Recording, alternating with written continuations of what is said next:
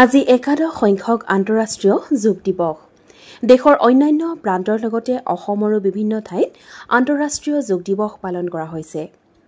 গোলাঘাট জিলা প্ৰশাসনৰ উদ্যোগত ৰাষ্ট্ৰীয় আয়ুষ অভিযান গোলাঘাটৰ সহযোগত গোলাঘাট ইনডোৰ ক্ৰিকেট ষ্টেডিয়ামত যোগ দিৱসত উপস্থিত থাকে অসম চৰকাৰৰ মন্ত্ৰী অজন্তা নেওগ। মন্ত্ৰীগৰাকীয়ে সকলো লোককে যোগৰ দ্বাৰা নিৰোগী হৈ থাকিব পাৰিব বুলি মন্তব্য কৰে। এই যোগ দিৱসত জিলা আয়ুক্ত পুলক মহন্ত, গোলাঘাট জিলা আৰক্ষী অধীক্ষক গোলাঘাট জিলাৰ আৰক্ষী অধীক্ষক ৰাজেন সিঙৰ লগতে A42 CRPF বাহিনীৰ কামাণ্ডেণ্ট মহিন্দ্ৰ কুমাৰৰ লগতে গোলাঘাট জিলা প্ৰশাসনৰ বিষয়া কৰ্মচাৰীৰ উপৰিও ছাত্ৰ-ছাত্ৰীয়ে অংশগ্ৰহণ কৰে। আজি অনুষ্ঠানতে যোগ দিৱসৰ লগত সংগতি ৰাখি অনুষ্ঠিত হৈ যোৱা গোলাঘাট জিলা ভিত্তিত যোগাসন প্ৰতিযোগিতাৰ বঁটা বিতৰণ কৰে মন্ত্ৰী অজন্তা নেওগে। দেৰগাঁৱতো আজি যোগ দিৱস উপলক্ষে যোগাসন কাৰ্যসূচী হাতত লোৱা হয়। আজি ইণ্টাৰনেশ্যনেল যোগা দিৱস।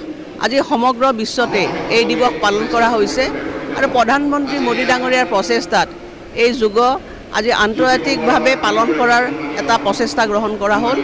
তেখেতকো আমি শুভকামনা জ্ঞাপন কৰিছোঁ আৰু যোগৰ উদ্দেশ্যই হৈছে যে স্বাস্থ্যৰ লগতে সম্প্ৰীতি। আহক আমি সকলোৱে এই যোগ দিৱসত অংশগ্ৰহণ কৰোঁ আৰু সুস্বাস্থ্যৰ কাৰণে এখন সম্প্ৰীতিশালী সমাজ গঠন কৰাৰ কাৰণে আমি সকলো একত্ৰিত হওঁ। বহুত বছৰ ধৰি মই যোগ চৰ্চা কৰি আছিলোঁ ব্যক্তিগতভাৱে। 1988 চনতে মই প্ৰথম যোগ শিকিছিলোঁ। মোৰ শাৰীৰিক অসুস্থতা আছিল, সৰ্বশৰীৰত মোৰ বিষ আছিলে। তেতিয়া বিভিন্ন ধৰণৰ চিকিৎসা কৰি মই ভাল পোৱা নাছিলোঁ। নোপোৱাৰ কাৰণে কোনোবা সদাশয়ৰ পৰামৰ্শত মই এজন যোগাচাৰ্য পালোঁ। তেখেতৰ নাম শ্ৰীযুত দণ্ডপ্ৰতাপ শৰ্মা। দণ্ডপ্ৰতাপ শৰ্মা মহোদয়ে মোক শিকালে, মংগলদৈ তেখেত। তাৰপাছত মই যোগ কৰি আহিছোঁ আৰু যোগৰ পৰা মই যিটো সুফল পাইছোঁ সেই সুফল সকলোকে দিবৰ কাৰণে মোৰ অশেষ চেষ্টা। আজিৰ অনুষ্ঠানটো এই তেনেকৈয়ে গঢ় ল'লে। আগতেই কৰিছিলে আমাৰ বাপুজী মন্দিৰৰ মহিলা যোগ চৰ্চা কেন্দ্ৰত আগতেও হৈ আহিছিলে, অন্য এজনে কৰাই আছিলে। কিন্তু তেখেত আহিব নোৱাৰাৰ কাৰণে মোক ক'লে আহিবৰ কাৰণে। তাৰপিছত মই আহিলোঁ, ওচৰতে থাকোঁ। আমি একেলগ হৈ প্ৰায় 35-40 গৰাকীমান এতিয়ালৈকে হৈছে, আহি আছে নতুন নতুন।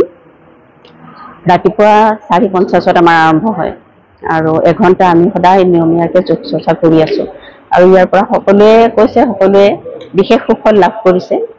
নিউজ ডেস্ক ৰিপৰ্ট, দৃষ্টিকোণ।